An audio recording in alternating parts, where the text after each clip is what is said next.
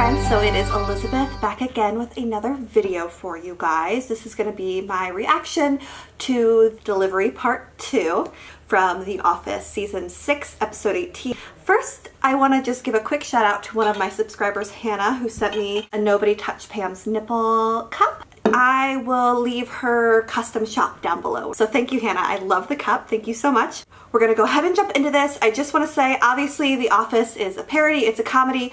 The things that happen in The Office hopefully aren't going to happen in real life. So while I am making a commentary on The Office, it's not that I am saying this is how they should have done it. They're not doing it right. It's more like, hey, this is a little hilarious scene, but this is how we can apply it to our real life so that we can continue to learn from it. So let's go ahead and get started with part 2. Oh, also, I have a friend here. This is Zoe. She's chosen here to sleep. If you hear any puppy snores, it's probably our sweet little Zoe, huh? Okay, so let's go ahead and get started.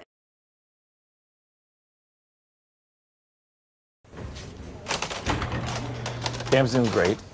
She's 10 inches dilated now. Sorry, meters, centimeters. And she's also fully effaced, which I don't know what that is. But no baby yet. It's only been 19 hours. The hospital.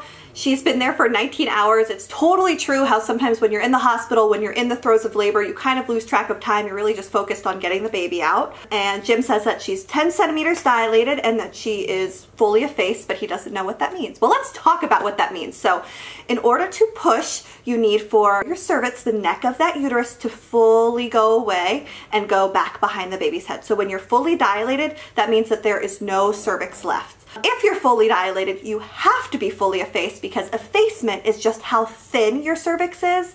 So 100% effaced would be completely thinned out, like almost as thin as a sheet of paper, whereas 0% effaced would be about 2 centimeters, like a really thick cervix. So she's fully effaced and she is fully dilated, which are both the go-ahead to go push. Now, the other thing that we talked about in our cervix video, which I will link up here, is station, which is where in relation to the ischial spine, so the bony prominence inside of your vagina, the baby's head is. So to be engaged, you're at a 0 station. A lot of times we start pushing when baby is +1 or +2 station, so pretty low in the birth canal. So those are centimeters below the ischial spine. And I've sent out for some ice chips because I might have passed out a little bit, but these are very refreshing. Very Daddy, good. she's ready to push. Okay. Okay. Jim is kind of out of his element. He doesn't really know what to do. The poor thing passed out earlier, and I will say this is definitely something that does happen sometimes in labor and delivery. So while we are focusing on the birthing person, we also have eyes on birth partners in the room, and we can tell if you look a little green around the gills, have you sit down and have you get some OJ, because we don't want you to pass out and miss the birth of your child. It's a whole thing, so please don't pass out. If you feel like you're gonna pass out, please sit down, do not muscle through. At this point, thank you. There we go. Oh no. Doing great. Push again. Not yet. No, don't push. Pull. Why don't you get some more ice chips? No, Jim, stay! Okay, really push this time, Pam.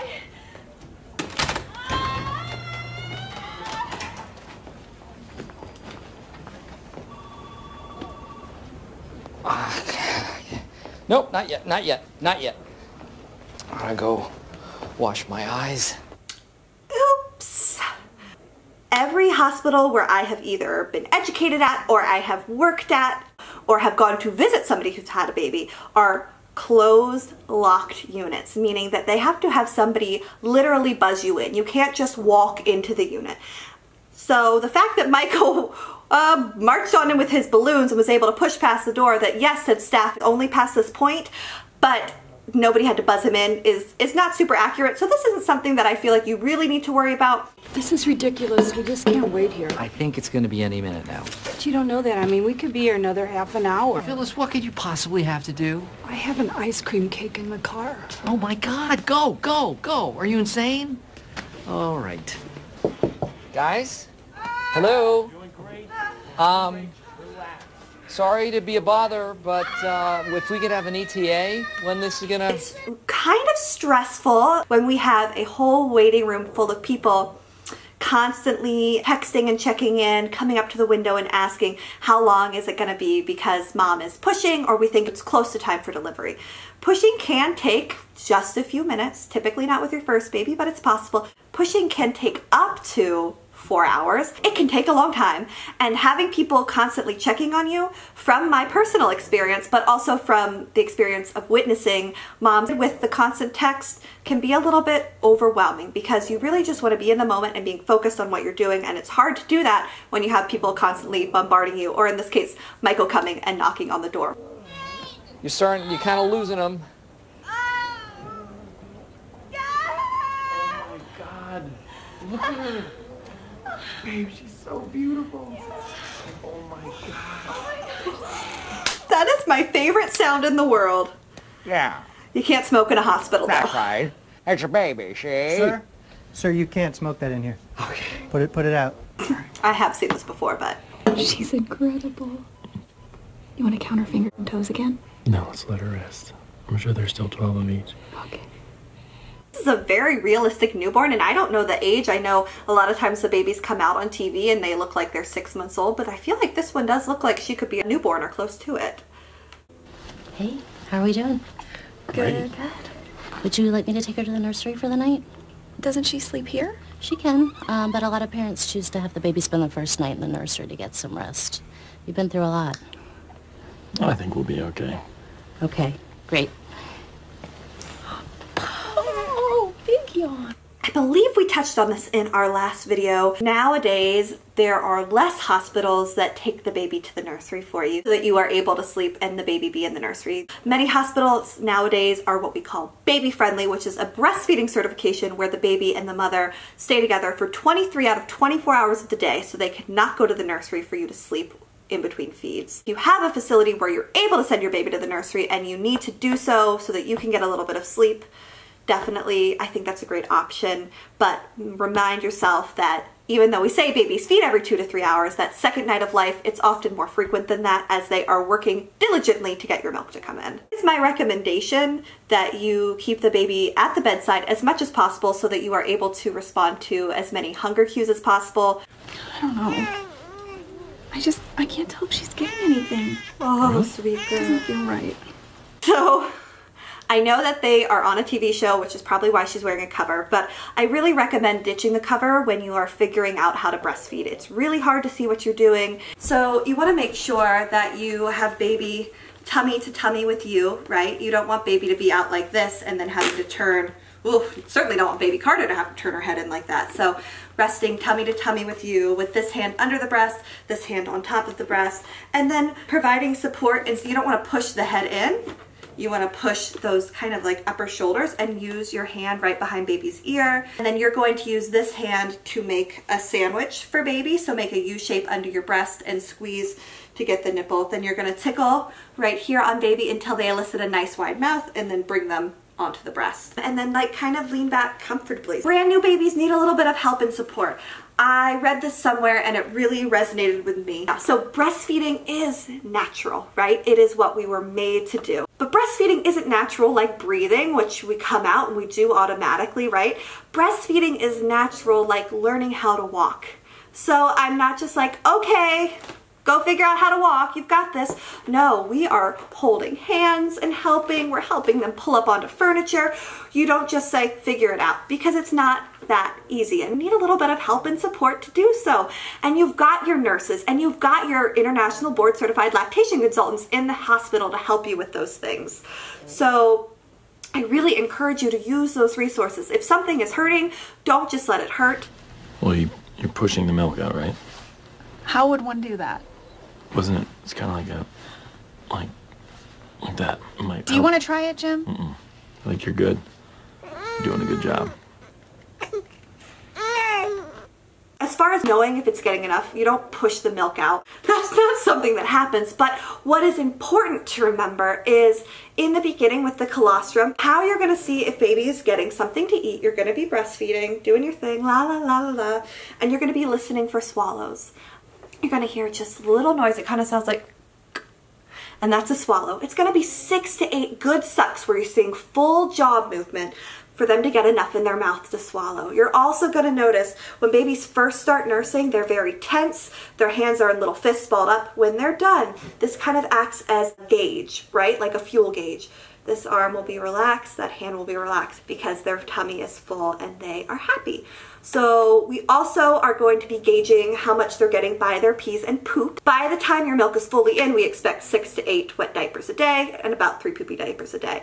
But in the beginning, it kind of goes by day. So day 1, we want 1 wet and 1 poopy. Day 2, 2 wet and 2 poopy. If there's more than that, that's icing on the cake, but that's a really good way that we assess hydration. Weight loss is another good way that we assess if baby is getting a good amount to eat. So I talked about this in my newborn video, which I'll link up above, but we expect babies to lose weight. We worry if they lose more than 10% of their birth weight, because the birth weight also includes something called brown fat that your babies burn through until your milk comes in. So all babies are going to lose weight, whether they are breastfed or formula fed. They lose weight across the board. We just worry if they lose more than 10% of their birth weight.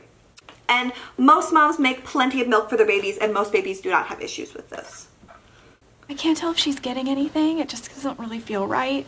Well, maybe we should take a break for a little while. I can take her to the nursery and then bring her back and try again a little bit later. Even if she's not getting anything? Yeah, she'll be fine. I can always give her a bottle once we're in the nursery. If you're trying to breastfeed, your nurse needs to be supportive of you doing that. Formula shouldn't be offered unless there is a medical indication or at the preference of the mothers, because we do want to establish a good breastfeeding supply. And I'm not saying that there isn't ever a medical indication for formula, because there definitely are. But having difficulty latching in and of itself is not an indicator for formula supplementation, but having somebody help you figure out latching is definitely something that that nurse should have done in that moment, and done some education and just kind of built Pam up. No, I read in the book about nipple confusion. Oh, good. You know everything. I mean, I love when my patients come in informed. That is actually the best patient to have. So the fact that she's frustrated by that, she's just frustrated because somebody else has opinion and it makes her job a little bit harder. And obviously we know, again, to be comedy, to be funny, but I'm not a fan of this nurse. We're short on rooms, so this is Dale and Kathy. Oh. Hi. Hi. Hi, so sorry. Careful. I've worked in facilities where they have rooms sometimes on postpartum that they end up sharing. I'm curious if that's something that we would see right now in the time of COVID-19, just because obviously kind of impedes on the whole social distancing thing. But sometimes that is the case where you share rooms postpartum. It's definitely not ideal, but you know, sometimes it happens, and hopefully you make a friend, right? You just had a baby together. You guys are in the same cohort. Josie said you might benefit from a lactation consultant. Yep. yeah, that would be great. Really great. Okay. When's she available? Actually, I'm the consultant. Got milk? All right, let's see what we're working with. So, the biggest thing, besides not being able to get her to latch... Yeah, I'll get that for you. Oh, thank you. Is that, I can't tell if I'm really producing... Like that? Yep. You get stimulated? Yep. All right, so you just want to do that, and that will, Perfect. and you can just, the baby should grab onto that. I think she will. So I'm just not sure if I'm releasing, though. I'm not sure We'll if... figure it out. It doesn't, Probably. why don't you bring your baby over here? Okay. Well, you're doing a good job. Just stay relaxed, and I'll come back in a bit to check on you. Oh, okay. So Clark obviously is a male lactation consultant. And while that's not something that I have come across a ton, some of the greatest lactation consultants in our field are actually men. So Jack Newman is one who comes to mind, who is a fabulous lactation consultant who works up in Canada. He is the guy behind Jack Newman's all-purpose nipple ointment, which is a great thing to ask your doctor to prescribe you if you are having issues with a lot of breakdown with breastfeeding. It will help things heal up. I understand why that makes Jim a little bit uncomfortable as a man.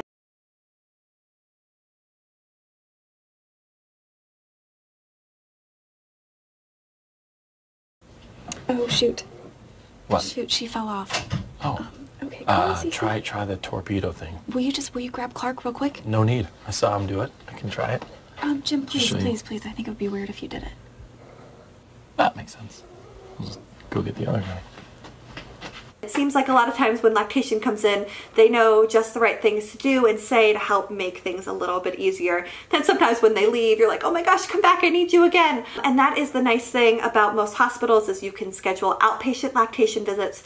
In time of COVID-19, again, that might not be a thing, but calling the lactation office and seeing if they can either do a virtual consult or recommend somebody to do a virtual consult can be really helpful once you go home. Get the baby. Get her, come on. Okay. I know. Uh-oh.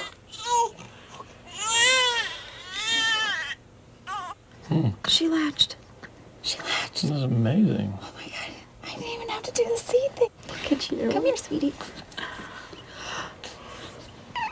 Oh my God. What? Wrong baby. What? Wrong baby. This is not a baby.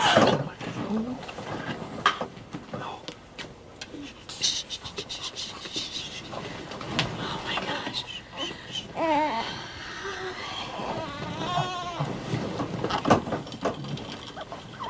I can't believe she breastfed that other woman's baby.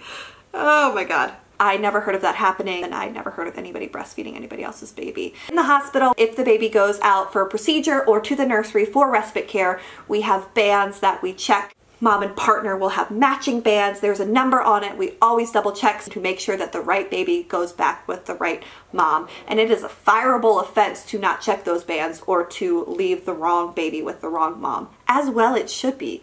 Babies back in the day got mixed up and sent home to the wrong parents. I don't want to say all the time, but there are definitely documented cases. So, How's it going? Well, I feel like she needs to eat, but she just won't latch on. Which is weird because the other baby... Bottles are fine. A lot of babies grow up using bottles. that is not how we deal with that situation as a nurse. My least favorite nurse is back. We want to support people feeding how they want to feed. End of story. Period, exclamation point. Bottles are fine.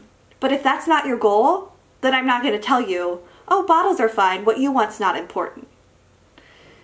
Right? What we want to do, babies having issues latching, we want to feed your baby, right? Babies must be fed. And whether that is by breast milk that you pump, breast milk that you hand express, breast milk that the baby directly feeds from your breast, or formula, one of those options must be done. We must feed our babies.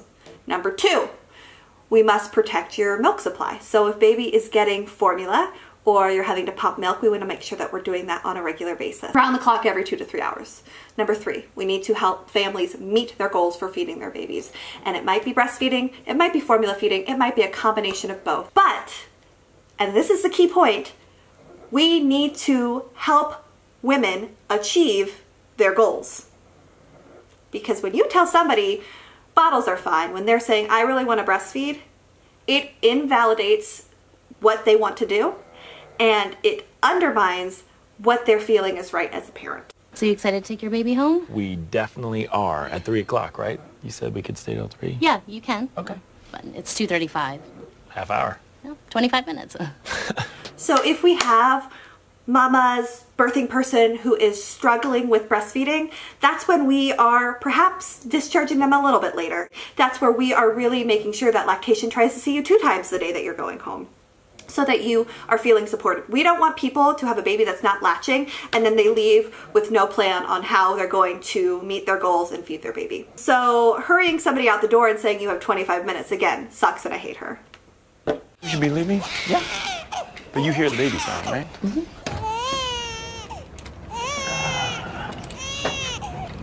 Where's your car? It's in the lot. A lot of fathers bring the car around. Right.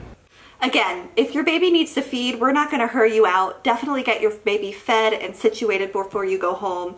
Every facility does this a little bit differently, but in general, we have our moms walk out and we have dads carry baby in the car seat out. When you are immediately postpartum for at least the first couple weeks, up to the first 6 weeks, depending on your mode of delivery, how everything's feeling, you shouldn't be picking up anything heavier than your baby. So your baby in your car seat is going to be too heavy for mom to pick up by herself. Oh, you want to eat? Let's try eating?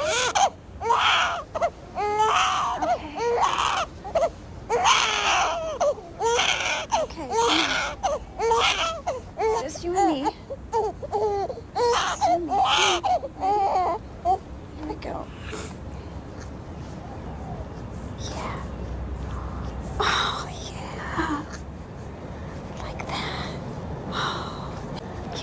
got it. 5 tickets on the windshield.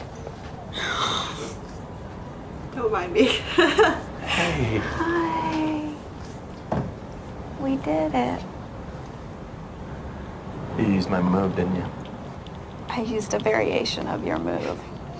So, I don't think there is a greater feeling than when you get your baby latched for the first time and you're like, oh my gosh, like we can do this, we're doing this, and this thing that was so overwhelming and daunting is happening, and it's a great feeling. We've got that oxytocin, right, that love hormone that's rushing to us as our baby nurses, and it's just a beautiful thing. And obviously, I mean, I'm a sap, but it did make me tear up a little bit, and I think Pam kind of needed that win because that was a rough postpartum experience with not a lot of great support besides my main man, Clark.